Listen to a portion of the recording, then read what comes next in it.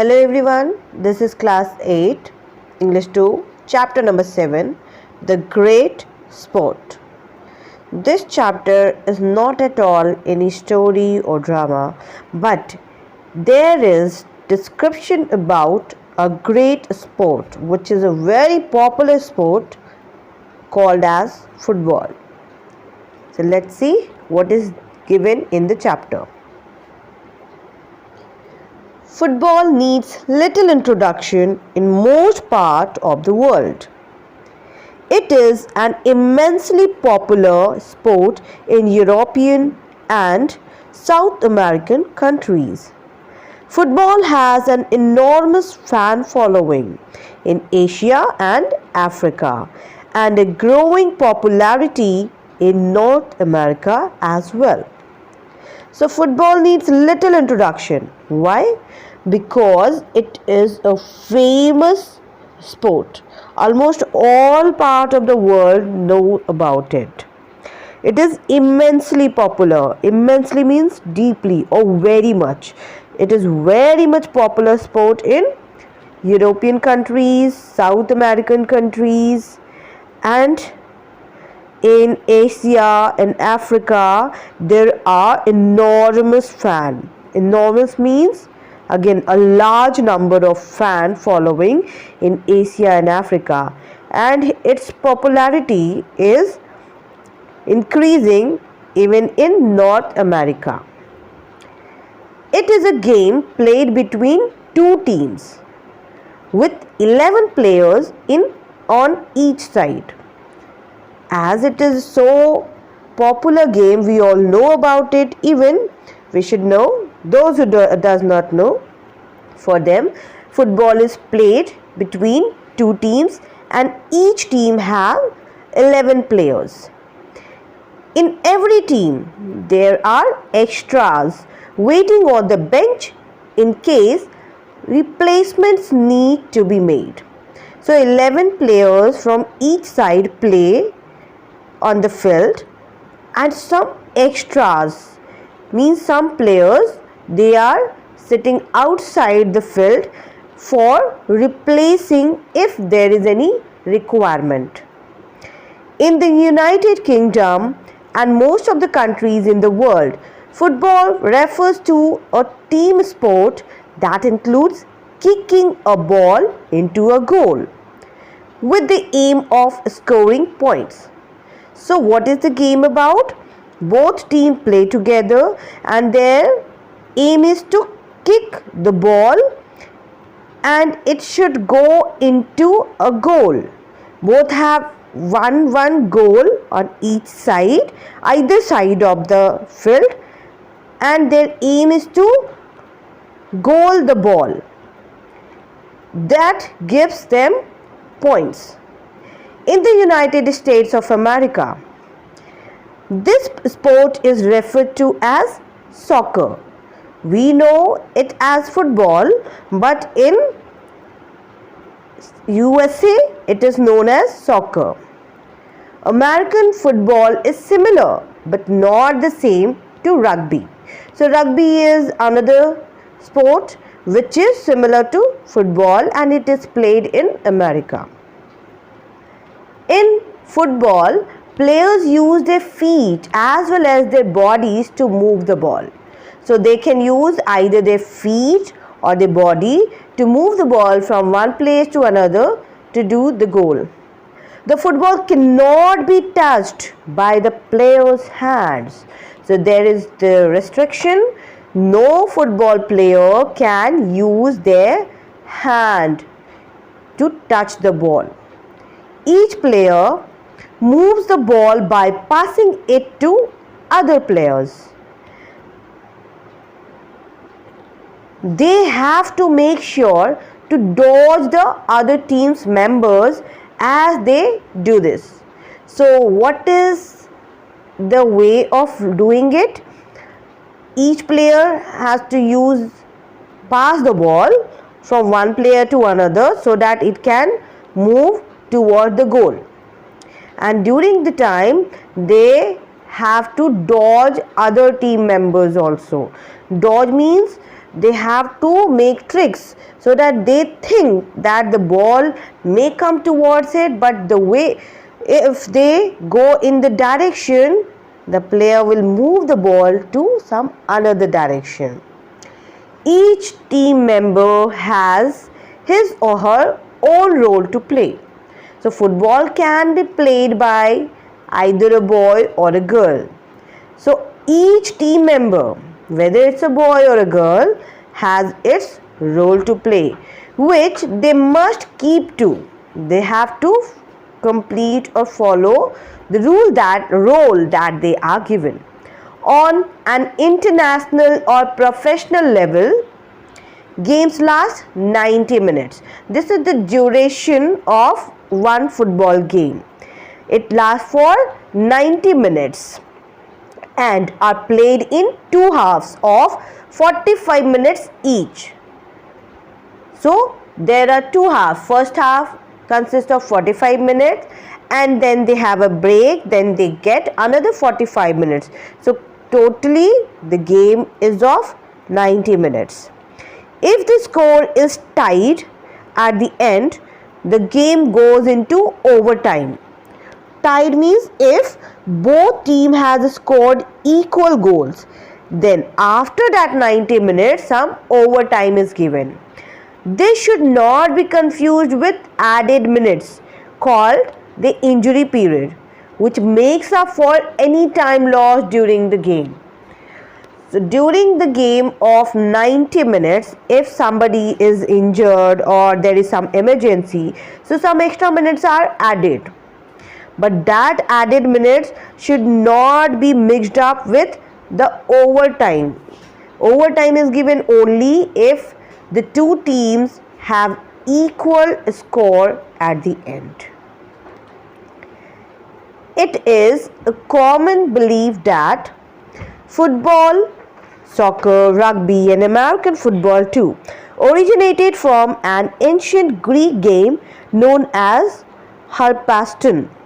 So there was one ancient Greek game, its name was harpaston, and it is believed that today's football, which is known as different names in different parts of the world, like somebody calls it soccer, for someone it is rugby, then for America it is American football.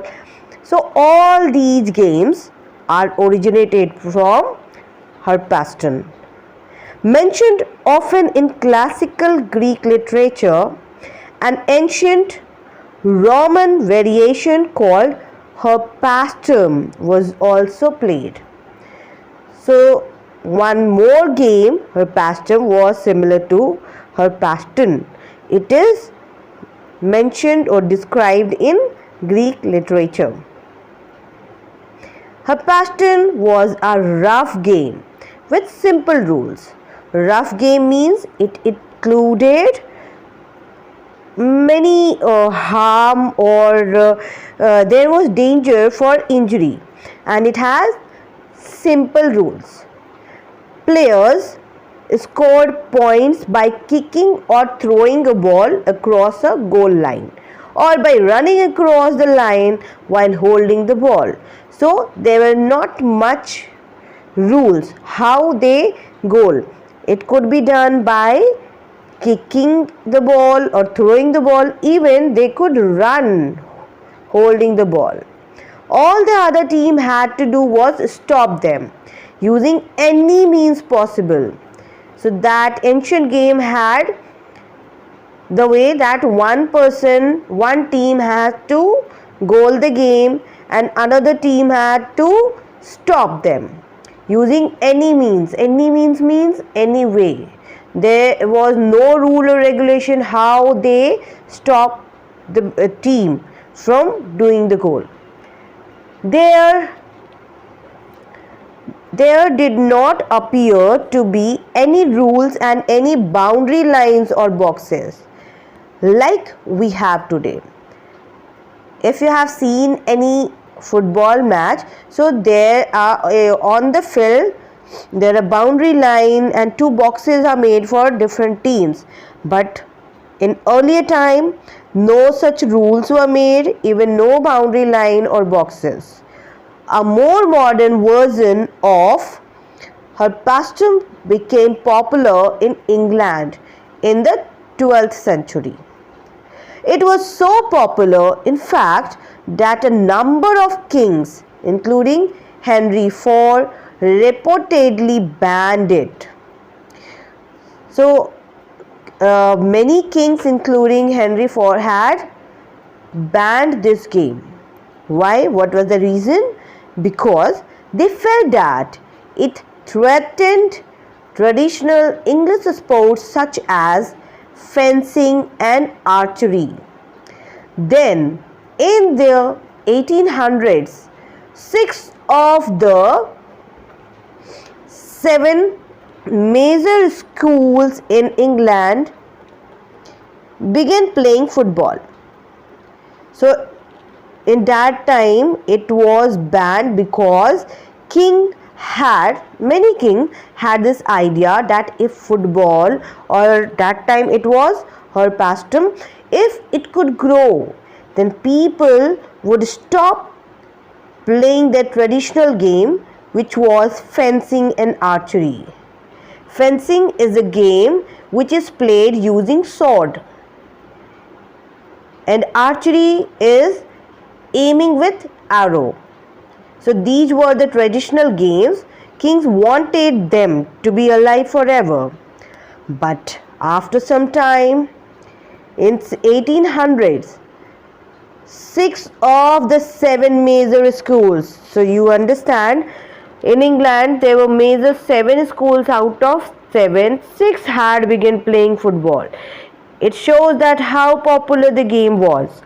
However, each followed their own sets of rules. So no specific rule was given to them. Each school played football according to their own rules. Finally, they came together to formulate a fixed set of rules and regulations, many of which we adhere today. Even today, we are stick to such rules and regulations which were made that time. This game came to be known as association football, which they call soccer in North America and football everywhere else that we know today.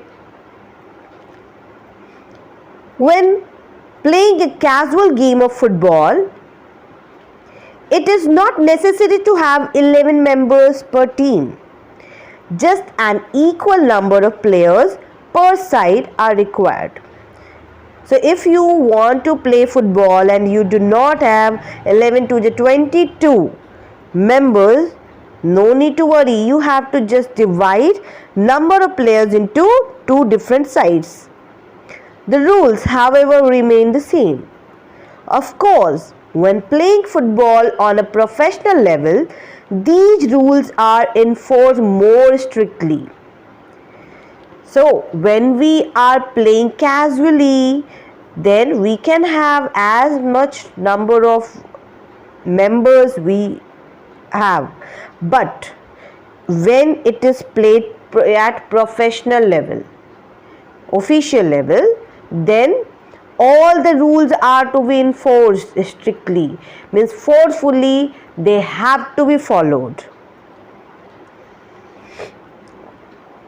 Before we can understand the rules, it is important to know the different positions each player must take. So during this game, different members of the team have different role to play and they have different positions. There are many positions and each has a specific role. We can divide football positions into 4 broad categories. So that positions are mainly divided into 4 categories. They are called as goalkeeper, defender, midfielder and forward. Within each category, there are a number of different positions. So each category means this goalkeeper, defender, midfielder and forward. They also have different positions. The only exception is the goalkeeper. There is only one goalkeeper per team on the field, and there can be only one goalkeeper per team in reserve. Means each team can have only one goalkeeper on the field and one extra goalkeeper they can have outside the field. Here reserve means that extra player. The goalkeeper, also known as the goalie, is a football team's last line of defense. Further in the chapter we will see what are the different lines of defense, but here we know that goalkeeper is the last line of defense. A goalie stands at the goal and makes sure the ball does not enter, thereby stopping the opposition from scoring. So when the opponent team goals its ball, that time goalkeeper's work is to stop it. The ball should not enter the goal. The goalkeeper is the only player on a team who is allowed to catch and throw the ball with his or her hands. So earlier we saw that no football player is allowed to touch the ball with their hands, but goalkeeper is an exception. A goalkeeper can use his or her hands to stop it, to catch it, or to throw the ball. This, however, is only permitted if the goalkeeper is standing within the penalty area. So there is a penalty area nearby the goal, and there only it can use its hand. And if the ball is not directly or deliberately passed to the goalie by a teammate, okay, so when it is not directly passed, then only goalie can do it. Besides preventing the ball from entering the goal, a goalkeeper has other responsibilities. So not only preventing the ball is enough for a goalkeeper, there are some other responsibilities. It is his or her job to direct the movements of the defense. Defense is the member who is just after the goalkeeper. So it is goalkeeper's responsibility to direct movements of the defense. As each goal is at the furthest end of a field, the goalkeeper is the player who is positioned farthest back. So in the field, goalkeeper is the last person, or he is the farthest from the players. With the best view of the field, he or she can tell teammates where to position themselves. So this is the reason that a goalkeeper can position their teammates. Another role a goalkeeper plays is that of distributing the use of the ball. It can also direct the ball to the players. Who can do this? A goalkeeper. When a goalkeeper saves a goal, he or she has the ball in hand. They must then decide whether to kick or throw the ball. The goalkeeper must also decide where to distribute the ball, means where the ball should go. For all these tasks, a goalkeeper must always be alert and also must be a strategic thinker. Strategic thinker means the person who can plan at the moment when it is required. As you can see, it is not just important for a goalkeeper to save goals. He or she must also be good at making throws and goal kicks so that the ball lands where he or she decides it must. So the goalkeeper should be active mentally to make strategies and physically to send the ball where he wants it to go. Some of the best goalkeepers in the world include Spain's Iker Casillas and David De Gea, Italian national team goalkeeper and captain Gianluigi Buffon, England's Joe Hart, German Manuel Neuer, and Russia's legendary goalkeeper Lev Yashin. So these are some of the most famous or world's best goalkeepers. Alright, in this video we have completed up to here, and in next video it will be continued. Thank you.